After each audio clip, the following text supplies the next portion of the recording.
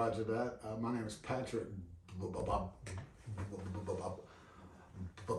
I'm with MVPN, the Military Veteran Peer Network, under TVC, and I run peer groups, teach classes, and just counsel in the jail and do other things for our veteran community. My name is Lonny Masterson. I am the peer support specialist for veterans here at NAMI. And I'm also been partnered with him for a while, campaigning for Vet Court. Roger that. Yeah, and just do any of you want to go and give us a summary of really what this court project is about? This court project is about giving veterans who have had long-term damage done, more or less, from their military service and have become justice involved because of it, a chance to rehabilitate, access to more services than the VA offers. This also helps their families get their loved one back, get their life back on track, and it just honestly improves everything for the community. It saves the community money. It puts these people back into being productive members of society, which they were before. So it's just a great program, and we have, I believe, 32 or 33 already in the state of Texas that have all ran successfully. We're just trying to get one here. And the Veterans Treatment Court isn't a get out of jail free pass, and all of the veterans aren't eligible. It's up to the county prosecutor, and it's not for murder. It's not for any sexual crime. What it is you find whatever that the veteran is doing, which usually hiding behind drugs and alcohol because of whatever that they dealt with in the military. We're forcing them into rehabilitation so they can live a healthy life again. And it's been proven that this program it works. It's very effective, and this county already has a drug court.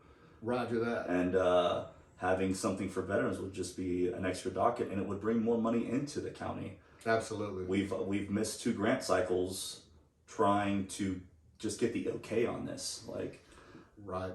Yeah. I spoke with Terry and Cynthia, who do the JIV for the TVC, and they also were about the grants. All we need is them to say okay, and then we start working on getting the funding, so it won't cost anything. It will make our county more money. We've talked to the surrounding counties, and they're even interested in doing a regional one. So, and basically, once the commissioners give us the go-ahead, that's when we start building our team. That's when we start bringing all the players to the table, the process, which we've already talked to a bunch of them, and they've already been supportive of it. But we would get the prosecutor, the judge, the team that would be overseeing this. We would have them establish the protocols that they want to follow. We would then apply for the funding, and we wouldn't start accepting any veterans in a veterans treatment court until all that was in place and funding was in place. Roger that. So it's not once they give us the go-ahead that, veterans are going to start pouring in. No, we're going to build a foundation. We're going to get all the key players involved. We're going to get the money there. That way we can make sure these vets have the best chance possible. And then that's all that we're trying to do is to help vets. Just to help the veterans, and it won't cost the county a dime. Like, we even already have the grant writers in place to be able to do this. I mean, all we're asking is, if you think about it, if we change one life a year, which we're going to change way more than that, but it's not just changing a life, it's fixing something that's broken because they served our country. And that shouldn't be anybody's fault. And some people need counseling and things like that, and it's not a second chance. What it is bringing that person back to who they really are. Wouldn't you say so? 100%. And if they go into vet court, and let's say that they don't do everything they're supposed to do, there's corrective measures that will be put in place. They will have to first write an essay, where they went wrong, what they're going to do to correct it. If they don't do that, there's going to be more check-ins, which phase 1 is already 2 random drug tests a week and counseling every week. Yeah. And if that doesn't work, a lot of times they're put in jail for a couple weeks to think about their actions. Right. And then if that still doesn't work, they can be kicked out of vet court and then they get the maximum for that sentence. Yeah, before that veteran is allowed to go to veterans court, he signs for whatever the maximum penalty is for whatever that crime is. So if they don't make it through veterans treatment court, if they have dirty UAs and choose not to do the right thing, here they don't have court. They go straight to the county and they do the maximum for whatever that crime is. So I mean, there's a lot of veterans that you can talk to, and veterans treatment court is a harder program than going to jail or even the drug treatment court. That's why I didn't understand why they were trying to, when we talked to the county commissioners that were comparing the two, there's no comparison. Mm-hmm. And there's nobody in the Bryan College Station, Brazos Valley area that even offers the counseling that we're talking about providing other than the VA. And the VA doesn't even have a psychiatrist or psychologist on site here in the College Station area. It's all telemedicine, and a lot of vets, that's too impersonal. And this will just increase services. It'll have more oversight from the VA because the VA is supporting this, is involved, and they will be providing a lot of mental health care for the vets that would be in this program, free of cost to the veteran, free of cost to the community. And the grants would even fund a specialty court coordinator that could be over all the specialty courts in this county. Roger. So it's saving money for the county by freeing up jail space for vets that shouldn't have been there in the first place because of their mental illnesses. It's freeing up resources so MHMR is less overburdened by these vets that might not be enrolled in the VA system just because of how the VA is. And honestly, we're already seeing an increase in justice-involved vets because of how we pulled out of Afghanistan. Roger. For a lot of vets, that is triggering, I hate to use that word, but it's triggering a lot of emotions that they don't know how to deal with because we fought over there watching your brother, sister, whatever die. And then we basically and we were fighting side by side with some of their people, like the interpreters and some of the ANA.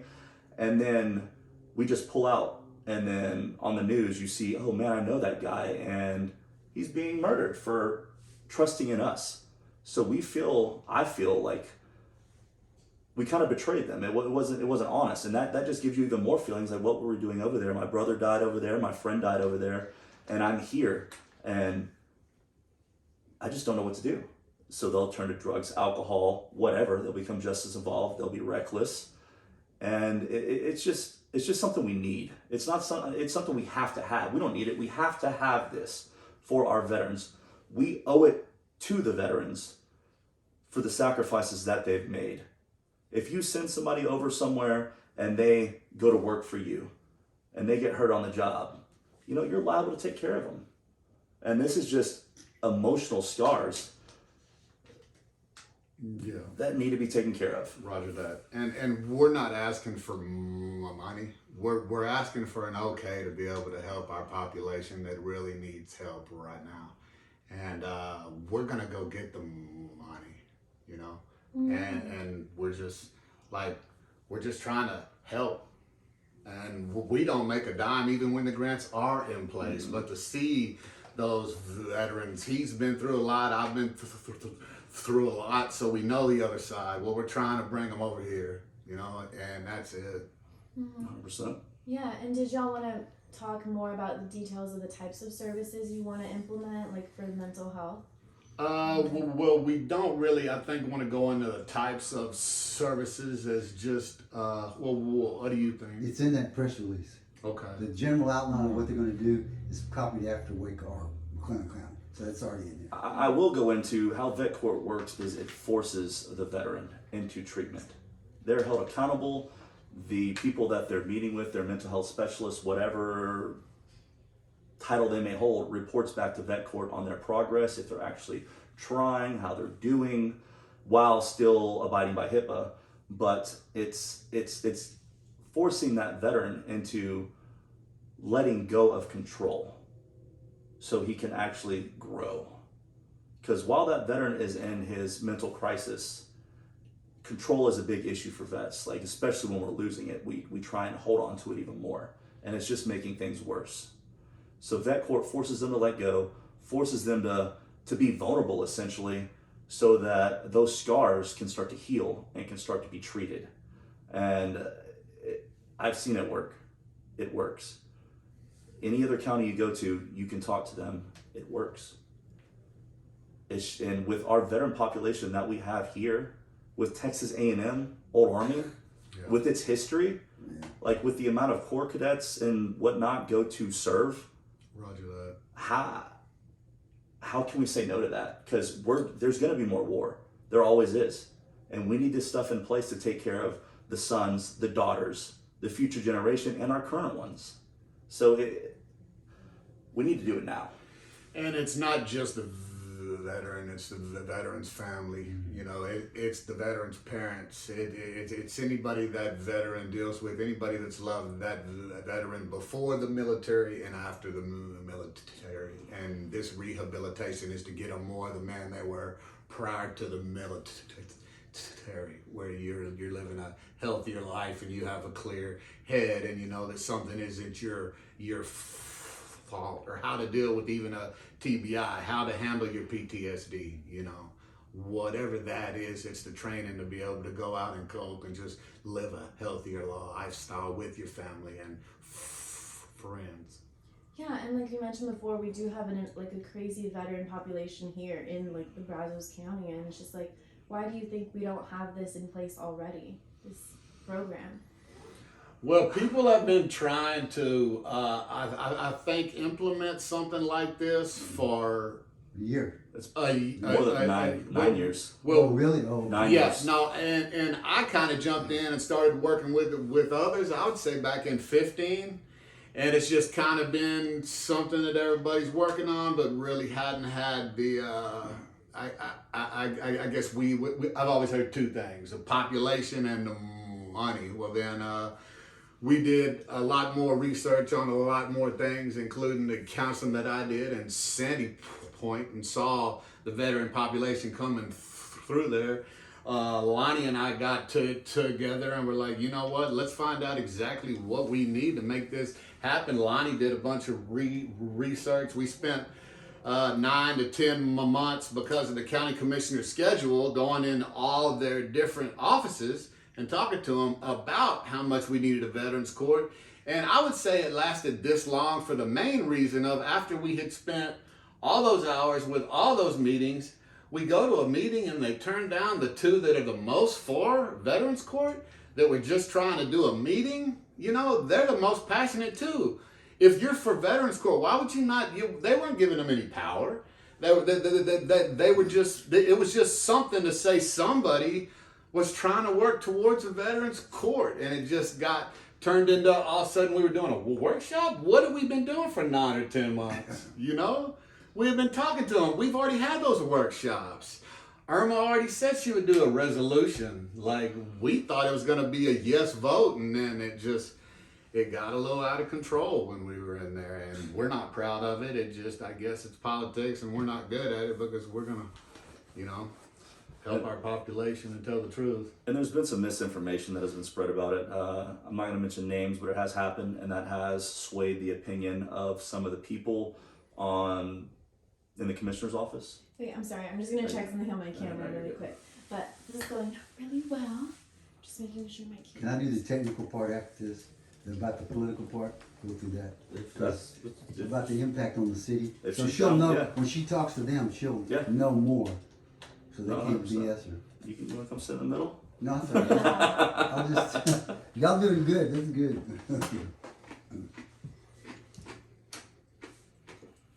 I just think we need the rest of the story. No, yeah, you're the expert on politics. I'm just. But that thing about the families, they're saving all kinds of freaking money keeping those families together. Mm-hmm. Some cops had to go out to a car, I forgot what state it was in, just recently, the last couple of days, and they stood beside this door, and this woman was in there kind of going crazy. I don't know if she was a vet or not, but anyway, she's kind of going crazy, and she killed them both. She shot them both through the window. Wow. And so they're in that position every time they go to one of these deals. And it's worse with vets because we're trained. Right, like, exactly. A lot of us are trained. They're more dangerous, yeah, right, exactly. And when they go into that mode, that, you know, it's absurd. This is just so damn silly. I can't think we're talking about it. And I mean, correct me if I'm wrong, but when we went and spoke at CSPD, they're behind this 100%. Everybody that I talked to, CSPD, who is that? College Station Police College Department. Station. Oh yeah, you don't help them. You gonna save them some lives and money. Yeah. You know what? We need to say that. Like, Yeah. like all the law enforcement agencies are Yeah, behind it. That's They what know. I'm getting at. Yeah. Yeah, like they're all behind it. You already work with CIT with veterans, Yeah. so be sure to, Throw that in there too. Mhm. Yeah. Okay, so my battery literally just died on me. However, I do have all the interview saved. Okay. I don't know if you want to continue and I'll just like record it on my phone or. Yeah, let's do that. If Okay. that's okay. Yeah, I can just record it on my phone. And I can send you copies of this too. Yeah, if that's. Yeah, honestly, can we just Yeah. send a copy Okay, of this? okay. Yeah. Is your phone still? Okay. I got 2 of them going. So, Okay. yeah. Okay, but yeah, what we were talking about, if you want to bring up how the police department is supporting you. Oh yeah, Lonnie and I spoke at they have quarterly meetings I go to with the CIT teams and College Station Police Department. What's the CIT team? Criminal that's the game team. That's so they know. Oh, okay. Yeah, 'cause- All right. I yeah. apologize. Used to acronyms. And I mean, you know, like I said, I do. I'll meet them. Lonnie's been with me, and sometimes they'll even release the veterans to us. And I guess what I'm saying is, all of our local law enforcement also supports this because it's helping them also. And if you talk to 90% of them, I would tell you that they would tell you that this population, that when you go out on a call, you never know what you're going to run into. And I get calls all the time on showing up also to be able to deal with a veteran situation. And that along with the veterans court, you know, I mean, it's kind of hand in hand. Mm-hmm. Oh yes. Yes, and we're able to get to the punch and get that individual back into a healthier lifestyle, and it's helping our local law enforcement also, because I can't tell you how many repeat guys that we have that aren't bad people. You know, what would you say about that? Yeah. 100%. And I'm not speaking bad on the VA, but right now they're overburdened with their mental health services. They don't have enough counselors. They're short one. Once again, they don't have a psychologist or a psychiatrist on staff there for emergencies.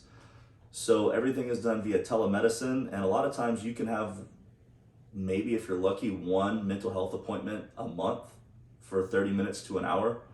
And if you're struggling, you need more than that. You need weekly sessions, if not twice a week, to take care of your issues.